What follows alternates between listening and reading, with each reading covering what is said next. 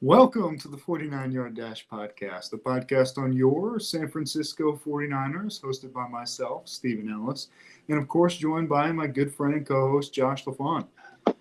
Today, hey, we're in the off season. We got to get creative. Me and Josh doing 2022 predictive superlatives. Who we think is going to be the MVP of the team, the best offensive and defensive player, and a few other things too. So let's jump into it.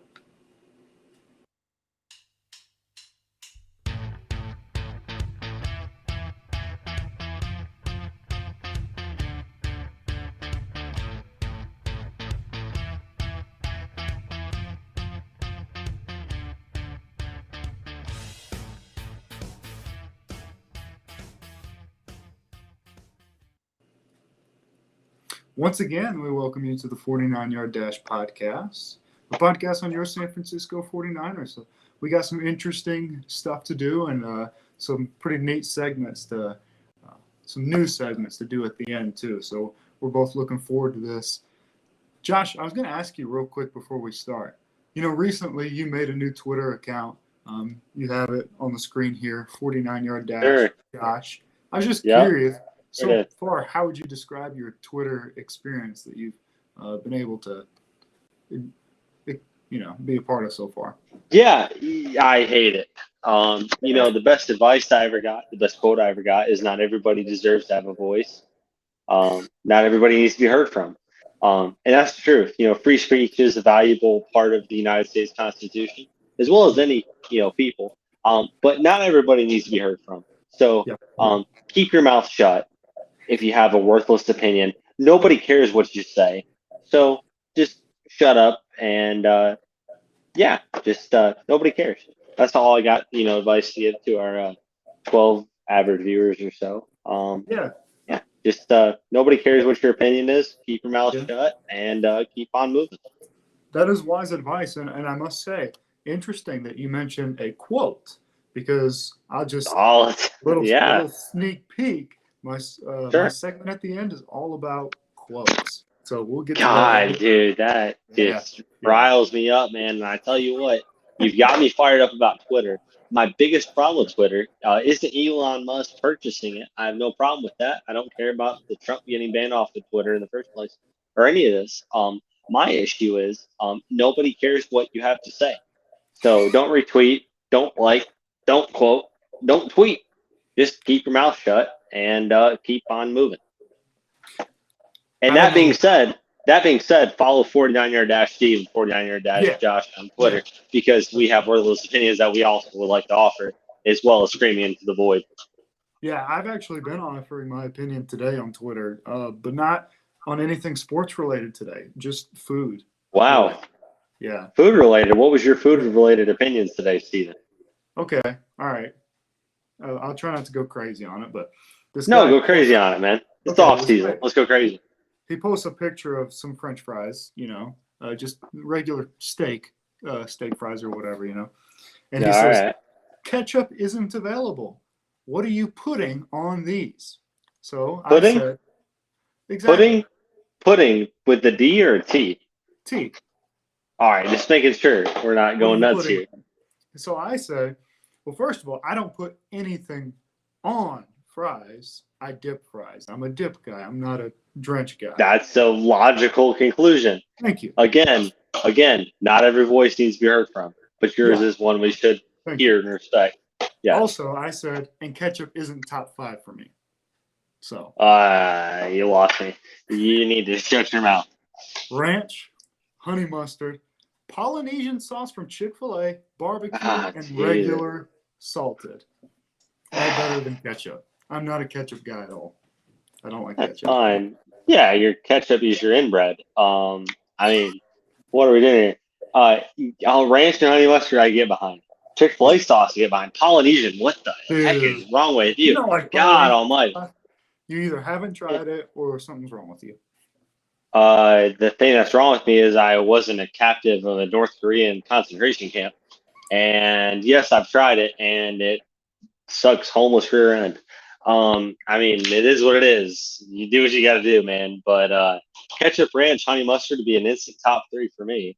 Don't know what you're up to, but anyway. That's what I've got. Well, hopefully you were still coming through there. It looks like Who knows? I was just making fun of you, so no, I I can guess. hear you. Well, hey, all we've got is a censorship here from Mr. Stephen Musk. That's right. That's right. All right, man. Yep. Let's Yeah, get man. into what we actually planned on before we go crazy talking about Yeah. No. sauces. You know what? You know what? Real Oh quick. God. Real quick. Well, just before we do, Oh no. if you got honey mustard and ranch, I'm not even gonna consider your Polynesian because that's a crock of crap. Um, rank your ranch and honey mustard per fast food distillery per fast food restaurant. Who So, has, just it doesn't have to be a combo, but mhm. rank 1, 2, 3, 4, 5, 6, 7. There's no way you've got that many. But rank your honey mustards in order and rank your ranches in order Here, per what I'll fast do is food because eatery. I don't feel qualified to do that entirely because I know Well, you felt sauces. qualified enough to rank Polynesian above ketchup, so Hey, you should hey, feel hey. qualified enough to do this Let me crap. finish. Let me finish. I have found one sauce at every place that I like. So I don't know what everybody's ranch Yeah, tastes that's like. ridiculous. Everybody's. Yeah, yeah, all right. Yeah, every ketchup tastes the same. All right. I do know that I love Jackson Zaxby's ranch. All right. I know that I love Jackson McDonald's honey mustard. Nobody knows who Jax is because they didn't fight in the Confederate War. Yeah, that's just a southern thing. So a lot of I had no idea Jax was going to include us. Yeah, Jax's homemade ranch. It's a it's really Alabama good. staple for Yeah, anybody of our several listeners who have ventured in from other areas. That's an Alabama staple. They are yeah. nowhere else in the country. They got good ranch and honey mustard though. You got good ranch. Yeah, both homemade. So, and then obviously I like chicken with Polynesian sauce. So I just have certain places that I like certain sauces. I don't know what everybody's McDonald's ranch. ranch. McDonald's Burger King ranch. McDonald's Burger King honey mustard. Let's speak to the masses. How do we feel about those? Dairy Queen honey mustard. Both, Dairy Queen they're ranch. all just okay. They're all okay. Elite chicken tender box from Dairy Queen. You get the Texas toast, you get the fries, you get the chicken tenders. Oh yeah. What sauce do you get with the box? My favorite sauce at Dairy Queen is honey mustard. Yeah. Here's a little thought. Okay. You honey mustard, you finesse the ranch out of the cashier. You say, hey, can I get one honey mustard, one ranch? I got a lot of tenders to work with here. I That's an can't do elite four play. tenders and fries and toast in one sauce. Give me two sauces here. That's an elite What play. are we doing here? All right. What are we doing here, bro? Give me two sauces to work with. We're Yeah. not losing 25 cents over this crap. What are we doing here? All right, I'm gonna say one more, and this might weird you out. All right. All right. What are we doing? What are we doing here, A bro? 10-piece chicken nugget at McDonald's, All right. I'm with you. honey mustard, and buffalo sauce. Yeah, you're a inbred son of a gun. Spicy and the sweet, back and forth. There's something. Here's what you do. I'm with Oh you to no. an extent. With Okay. you to an extent. A Uh-huh. Burger King hack. Yeah. I did this when I was trying to lose weight back in the day for the wedding, which you Mhm. were in. Yes, I I will. still do to this day. I've lost 10 pounds. We're working on 10 more, baby. Got to get back into playing shape. You do the chicken nuggets. You do the barbecue sauce. And then Okay. again, you got to finesse the second sauce because the fast food companies think their profits and losses are conjecturalized in the sauce packets. We're asking for one more sauce packet. What are we doing here? Yeah. Give me a barbecue. Give me a ranch. I take it. I take the nugget. I dip it in the barbecue. I dip it in the ranch. We're doing a little barbecue ranch combo here. Wow. Little Texas combo mambo. Yeah. That's the key. That's the key right there. Goes That's great on a side salad. It goes great with the chicken nugget. that's It works adventure. in general. Barbecue ranch. That's what we're doing here. Jim Rome coming to you I'll live. keep that in Barbecue mind. ranch. That's what we're doing. I'll keep Yeah. that in mind. I'll keep that in mind. And now that we've spent 10 minutes talking about sauces, It's been 9 minutes and 47 seconds and counting, but the close. sauces Yeah. are what the people come for. Let's label the podcast sauce exclusive / trailer. Absolutely. All right, man. Let's get into this. Let's start with. Do you want to start with like the 4 big awards, or kind of just like the more specific? Because I kind of broke them in half. Sure. Do you want Let's just go mano a mano like we always do. And I Yeah. love saying mano a mano. So I always appreciate you asking me how I want to do it because I Yeah. get to say mano a mano. So let's go mano a mano. Team MVP, Okay. team offensive player of the year, team Yep. defensive player of the year, and then team rookie of the year.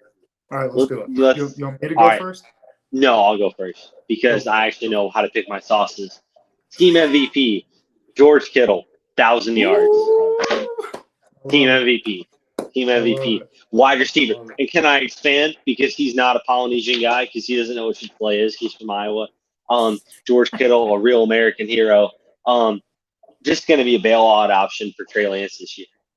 And I'm going to get to my offensive player of the year. It should be George Kittle. It's going to be someone else. I think I did the George same Kittle, my man, I think George Kittle and this guy are going to be equal. And it's going to be because they're going to be Trey Lance's favorite options. thing. Uh-huh.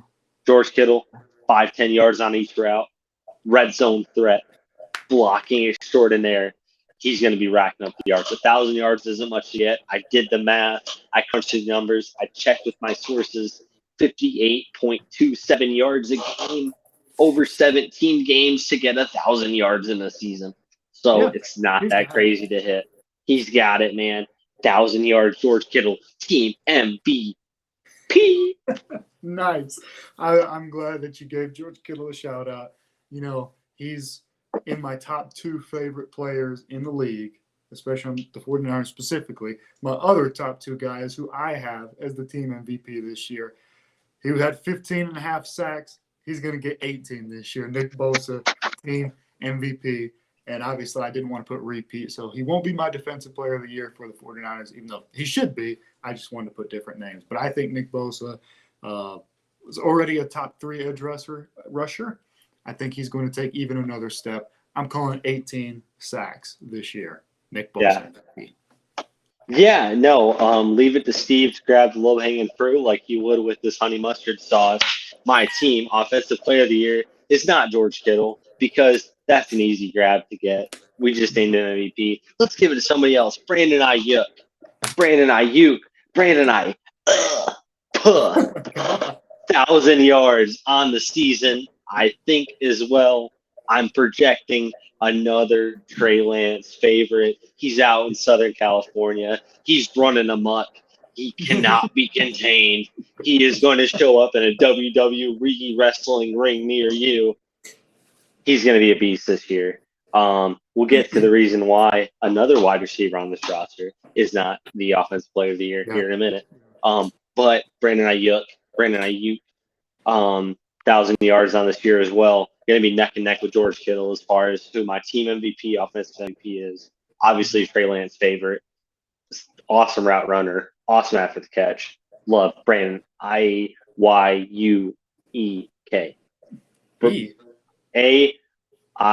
There's no E. AIYUK. Yes. Shut up. We're good. Polynesian, keep your mouth shut. Nobody needs to hear your opinion. Same way as people on Twitter. Yep. Let's hear your opinion. My offensive player of the year, we're going to hear this guy's name for the second time. I had George Kittle, man. I agree. I think all right. That for Trey Lance. And I think he's going to have like another one of those. I think he's been great since 2019, but I think he's going to have that recognizably great season like he did in 2019 where he's setting the league on fire and I think will have 1,200 yards and still be the best blocking tight end in the league. I think he's going to have PFF's top grade, everything you can get. Him and Bosa, my 2 favorite players on the team. I'm giving them awards here. And not favorites. No, when you think about Kittle, it's like, dude, he's so good. One of the few tweets you ever liked of mine. It cracks me up. We're on the same podcast, and you never liked my tweets. And I was like, yours, don't hear from my opinion. I have to hear from yours. Well, you're Russian Asian or something. You never know. I'm pro Zelensky. The thing is this: Kittle is the best tight end in football, and he has been for some time. And that's one of the few tweets that you actually liked of mine was, submitting the fact that Kittle is an elite tight end. And he is. And it's not like, oh, we're going to have to wait until next year or whatever to, see Kittle be tight end number one. He's the best tight end in football. And additionally, just an excellent pass blocker, excellent run blocker is really going to help out a first-year starter in Trey Lance. Despite what you see on Twitter from people who shouldn't have an opinion, shouldn't have a voice, Trey Lance is starting this year, and George Kittle is going to be a safety valve. Yeah. No, I agree with all of that, man. I really do. All right. Team Defensive Player of the Year. You ready for this one? You ready just to have to change your pants? Talanoa Hufanga. Ow! In the face. Starting safety. We're going nuts. Not sure how this one's going to work out, but I didn't feel like naming the typical people. Didn't want to name a Charvarius Ward or a Ambry Thomas, who we'll get to here in a little bit. Obviously, got to throw him in there. Or Nick Bosa or Eric Armstead. They're just too popular. Talanoa Hufanga has the potential to break out as a strong safety. Is he Troy Polamalu? No. Does he share an ethnic background as Polamalu? Yes. They're not the same player. Get it through your head. Talanoa Hufanga has the ability to come into the box, play that kind of fourth linebacker, third linebacker, depending on what the defensive set they're running is. He can cover the slot to an extent if the slot is a tight end. He's a hard hitter. I do expect a breakout year from him. He might not start week one based on the kind of roster shifts we've had. Doesn't seem like Jaquiski Tartt's coming back. But Talanoa Hufanga has a chance to supplant himself as a starting strong safety. And I'm going to bet on him just because he's such a hard worker. He's flashed really well, really instinctually. You want to finish that word for me? Really instinctually. Instinctually. Am I inventing a word? Put that on Twitter. See how many retweets we can get. Really instinctually. Think he's a great player. Has the potential to shine as well. And he's either going to be the team defensive player of the year as far as for how much fans love him, or he's going to completely suck and get supplanted by the third week. But I'm going to bet on him just because I like him a ton, and I think he's got the potential to do that. Hey, I like him too, but that's pretty bold, man. And I guess I'll be the boring one here because I'm just going to put the team's second best defensive player here, and I'll say Fred Warner. I think he'll have another great year. He's top 2, 3, probably 2, maybe arguably the best linebacker in the league. So I'm going to say that he'll be the defensive player of the year, other than Nick Bosa, because I think Nick Bosa is the clear answer in my opinion. So. Yeah, to be fair, Fred Warner and Jimmy Ward were both ranked above Talanoa Hufanga in my rankings, but I did I said Fred Warner and Jimmy Ward were both ranked above Talanoa Hufanga. But I like to go the wild card. I think Hufanga's got a chance.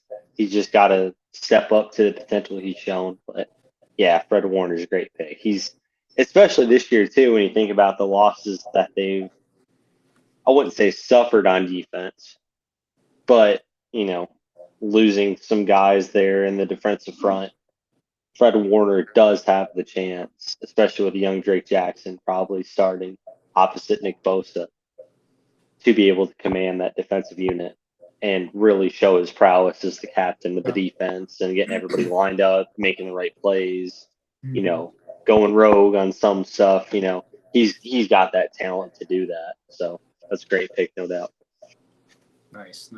All right, man. Team Rookie of the Year. Yeah, Team Rookie of the Year, Samuel Womack. We talked about him last week out of Toledo, a rocket. Identical clone to K'Wan Williams. If that's what you're looking for out of the slot, that's what the 49ers wanted. They drafted him this year. Diamador Lenore's time, it feels like, is up. Yeah. He got passed up twice by Ambry Thomas. Now they've drafted apparently his replacement there, the nickel in the slot. Same measurements as K'Wan Williams. Go with Samuel Womack. Drake Jackson's too easy of a pick. It might feel like, 49ers fans, you and I included, want him to step up in his first year opposite Nick Bosa. We'll see. Ty Davis Price in a platoon. We'll see. But Samuel Womack kind of feels like that guy, as physical as he was playing in the Western Conference there in the MAC, in the Mid American Conference there at Toledo, having the same measurables as K'Wan Williams, showing that same prowess K'Wan did coming out, having a clear need there in the slot. It feels like it's his position for the grabbing. He's just got to go and take it. I think he will. And based on the tape I've watched, and by tape, I mean YouTube highlights of Samuel Womack at Toledo, Toledo games, just trying to watch for him. He looks the part. It's just whether or not he can put it all together. Yeah, definitely. I do think Drake Jackson is the really, really easy pick. So I did the same thing as you, even though in reality I do think Drake Jackson will be the best rookie on the team. I wanted to do something different. So I'll say Danny Gray, wide receiver. Nice, man. I like it. I've really – me and you talked about, I think, a week or two ago how, like, when I'm doing my draft preparation stuff, I don't have the time that some of these other guys do, like legit scouts or guys who this is their job. So, like, my big board usually is like 50 players deep when most guys really do it, 300 deep. So I didn't know a whole lot about Danny Gray. But the more I have learned about him, the more I really do like him a lot, especially in this offense with Trey Lance. I do think he will be a very, very good pick and a good player in this offense in the future. And I do kind of think it might take a year, but hey, we're going for it. I love Danny Gray a ton. I think the thing, as far as with Drake Jackson, as far as that's concerned, kind of pump the brakes on him. He's carried some bad weight, into his pro day.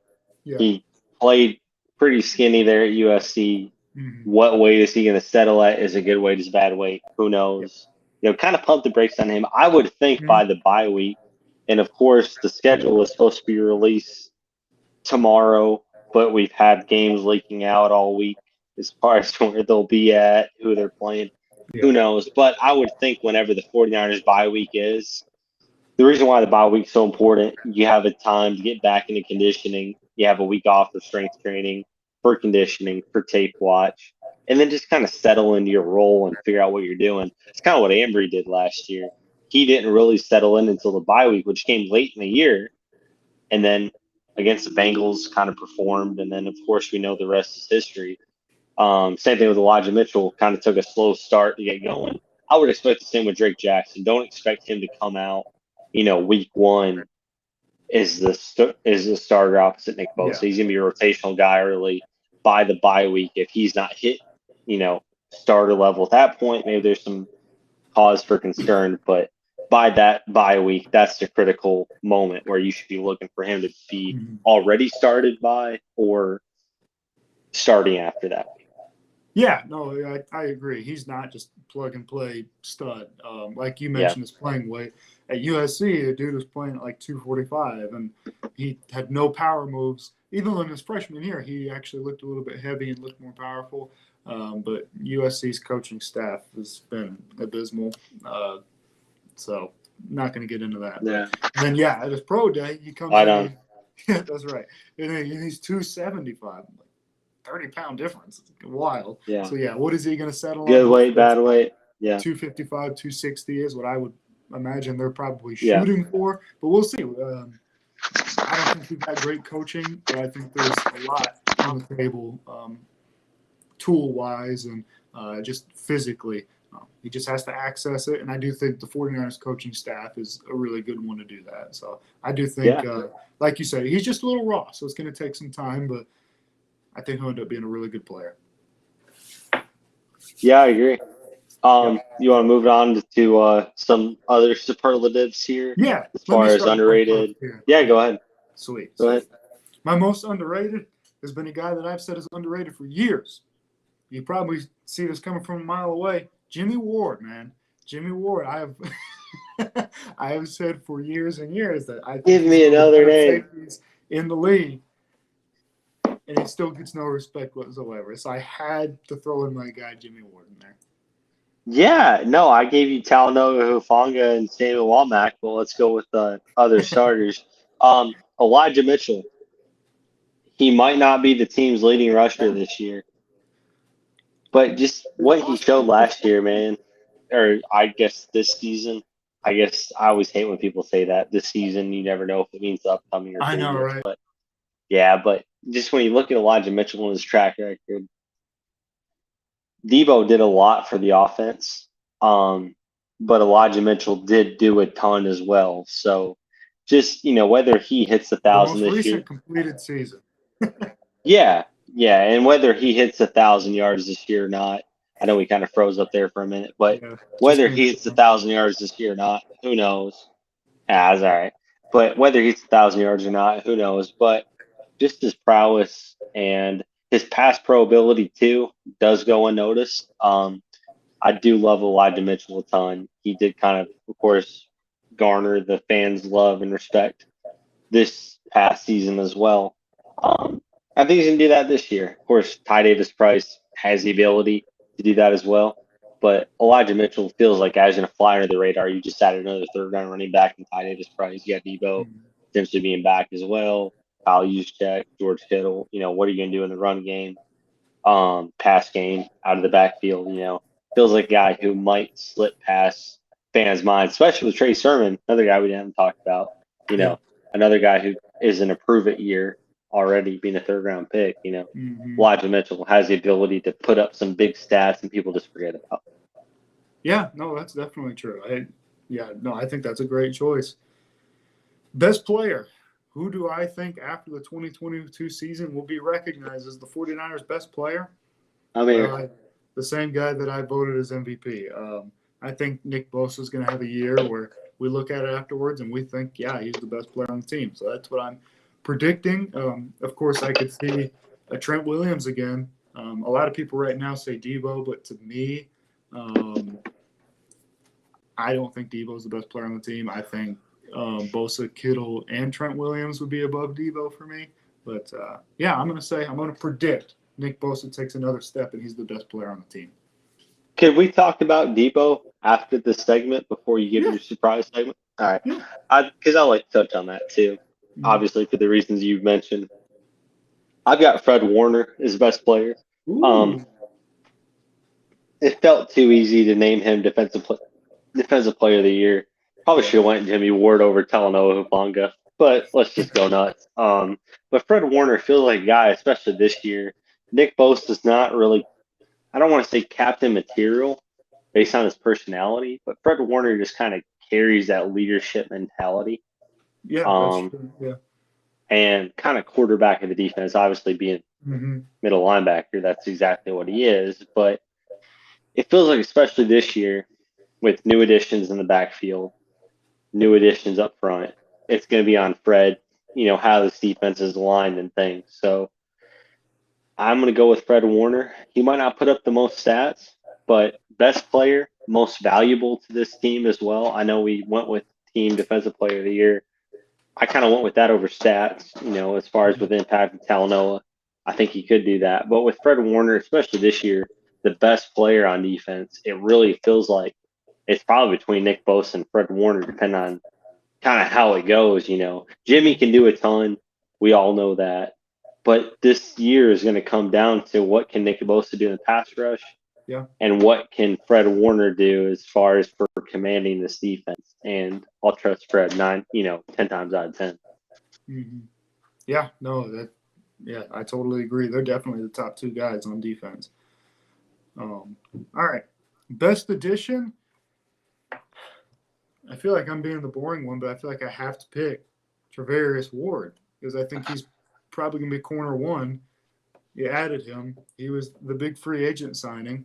Uh, Yeah. I feel like it's the easy pick. Travarius Ward. I was hoping it was somebody else because that was the one layup I took tonight. I know. Yeah, Yeah, that's yeah. how I went It's to. had But to. no, it really feels like you've got an opportunity now, finally, where Emmanuel Mosley's in the position he should have always been in, as a sixth man off the bench, where he can play in the slot at nickel, he can play out wide, he can play in four verts, coming on as a third defender, running deep, and then subsetting another guy there in the slot. This feels like the sign that could finally allow that, especially bringing Jason Verrett back, depending on how healthy he can get. Yeah. Ambry Thomas, how he progresses. It kind of frees up, like we talked about before when we signed Travarius Ward. It causes a lot of great possibilities for this defense. So it was a great signing. He did get mossed by Jamar Chase plenty of times in that Who game. did? Who didn't? That's exactly right. You can only do so much as a cornerback without causing pass interference every play. He's going to be valuable to this defense. It really feels like. And then additionally, too, you've got 3 cornerback 1 options competing for cornerback 2 with Emmanuel Mosley, Ambry Thomas, Jason Verrett. Yeah. Depending on who wins that job, you're set up, for the entire backfield. And like I say, whether Emmanuel Mosley wins that job or not, him and Ambry are pretty interchangeable, depending on who is cornerback number 3. You got some good options there in the slot. He's a great addition, and whether they overpaid for him or not, who knows? But it really does feel like that was a pretty critical need that they addressed. That frees up the rest of their options, the rest of their roster options. Yeah, definitely. So, yeah, definitely. My breakout guy, I'm going to say Brandon Ayuk, because I think there's a reason him and Trey Lance are practicing together all the time in both of these off seasons, even last year. Once Trey Lance was drafted, Ayuk went and worked out with him. And I think that was smart. He knew that this is the next guy. I'm going to develop some chemistry with him. And Lance did target both him and Debo when he played, but you can just tell that him and Ayuk just have a connection.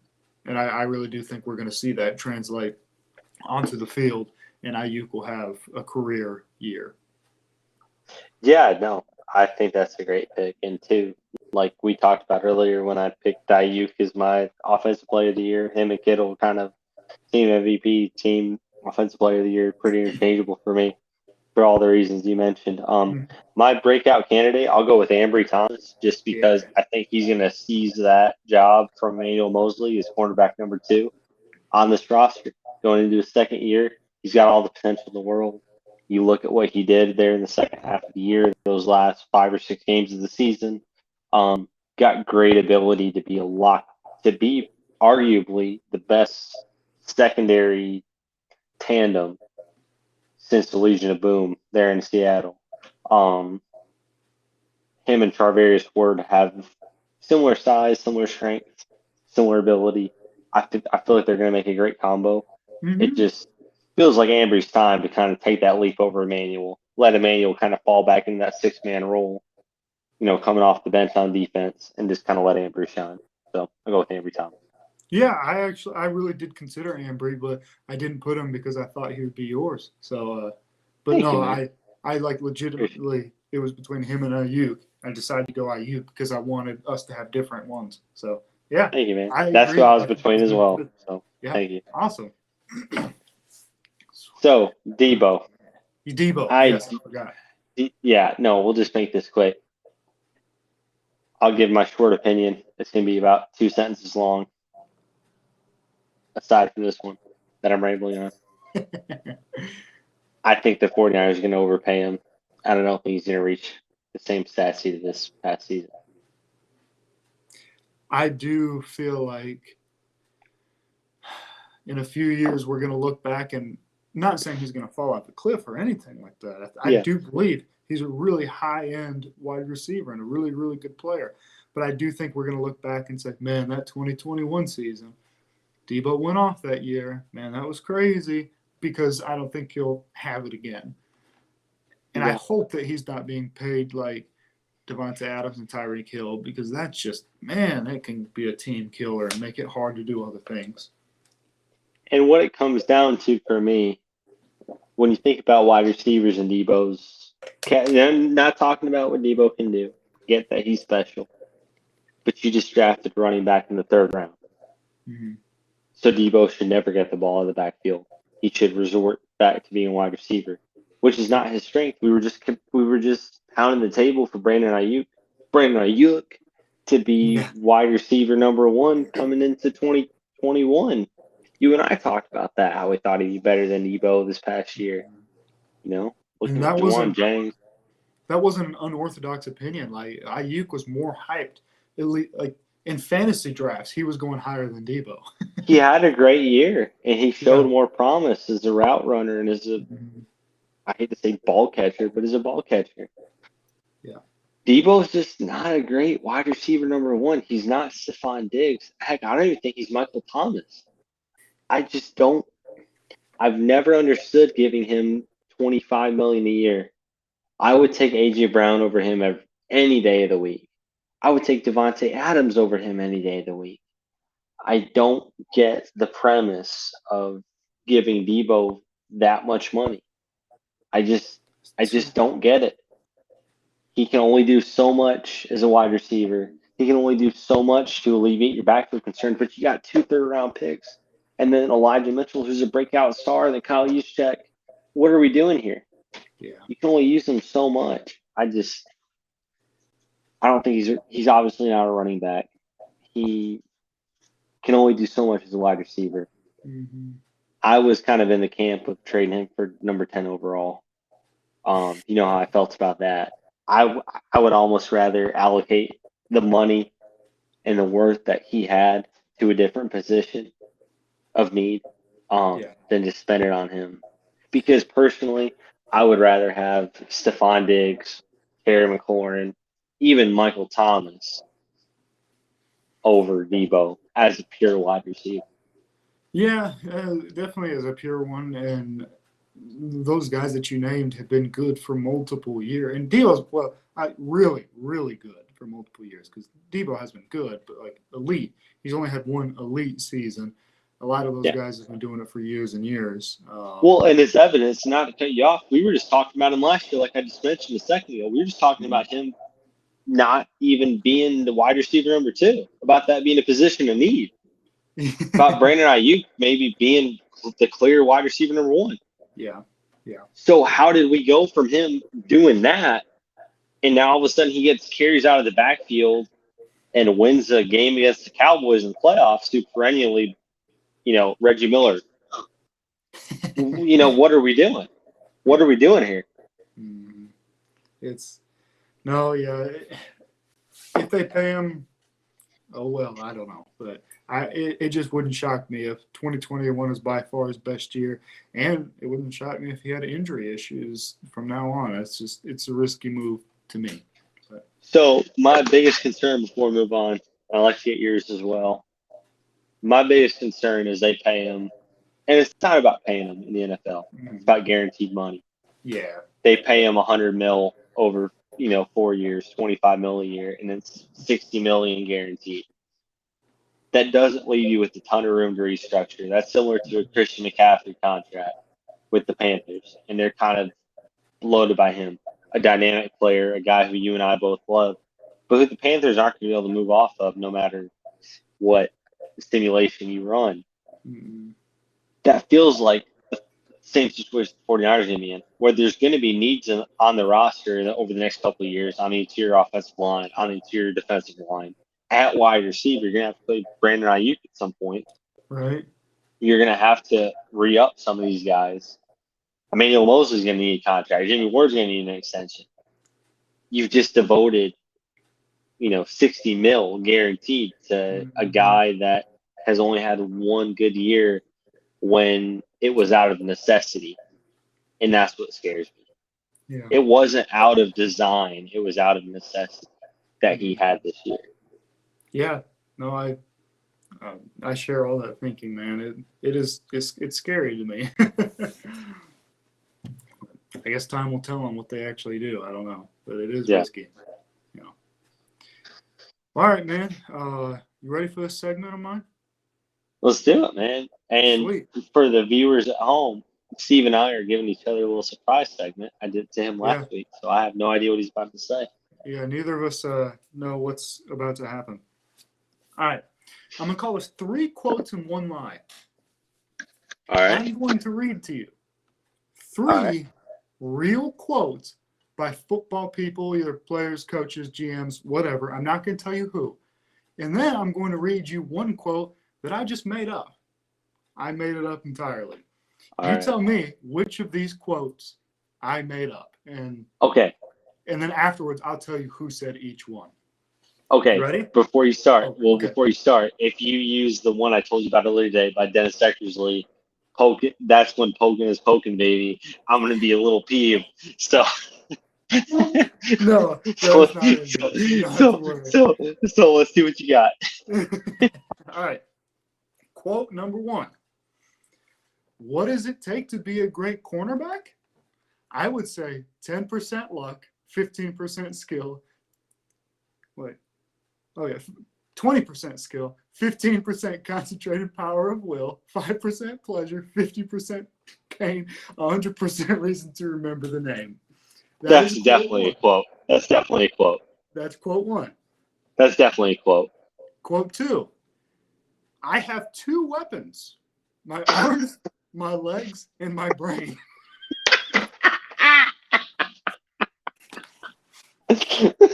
That's a quote. Okay. Quote number 3.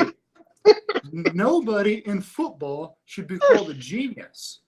A genius is a guy like Norman Einstein. That's a lie. Okay. And then the last one. I have the nicest nails in the league. That's a quote. That's a quote for sure. All right.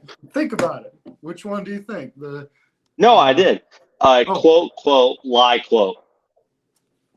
So you think that the fake one is the Norman Number Einstein? 3. Yes. The made-up quote was the first one. Read the first one. What does it take to be a great cornerback? I would say 10% luck, 20% skill, 15% concentrated power, 5% pleasure, 50% pain, and 100% reason to remember. You know what's funny is if you rewind the tape, I actually said that's definitely a quote. That was a football guy quote, man. That was a football guy quote. That was great.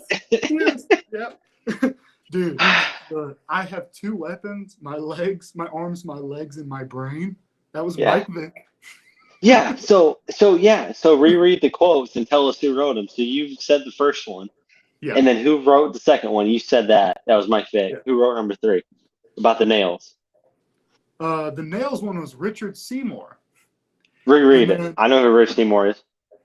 And he said, I have the nicest nails in the league. That's true. Why? I have no context. That's true. He wore gloves. Then Joe Theismann said nobody in football should be called a genius. A genius is a guy like Norman Einstein. Joe Theismann is a redacted person, so that makes a ton of sense.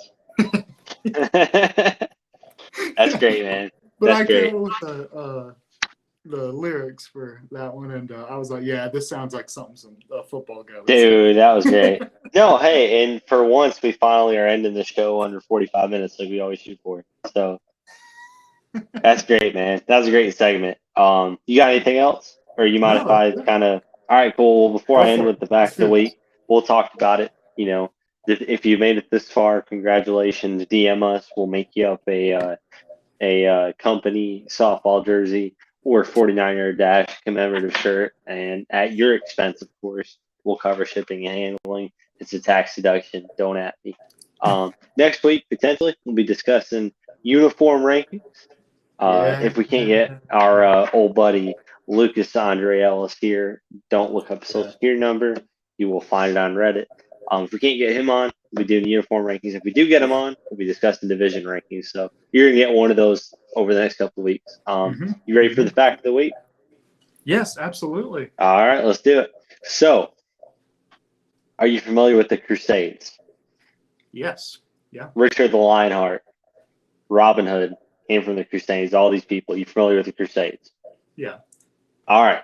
There were 9 Crusades in total. Okay. There were a total of 9 Crusades from Europe to the Holy Land, a la, not Akbar, a la Jerusalem. Okay. The first Crusade started in 1096 CE, Common Era, Christ Era, and it ended in 1192. During those 96 years, the Europeans went 1-8, 1 win, 8 losses in the Crusades, winning the first in a surprise attack as the Arabs had no idea they were coming, and then they lost 8 straight. So basically, they got swept in back-to-back 7-game series. The Europeans, our heritage, were the Atlanta Hawks. It was the illustration I came up with. They were Atlanta Hawks of that time. They looked great in the regular season. They looked great as they were marching to the Holy Land. But once they got to the playoffs, a.k.a. Jerusalem, they screwed the pooch. They blew it. They went, they went 0-8, and they got their butts handed to them by the Arabs. So that's when the real talent shows up. It's in the postseason. The Atlanta Hawks blow it every year. Our ancestors in Europe, they blew it too. 1-8. 1-8. That's the record. And the only win they got is when they snuck up on them. When the Arabs had no idea that there were white people out there. That's when our ancestors snuck up on them.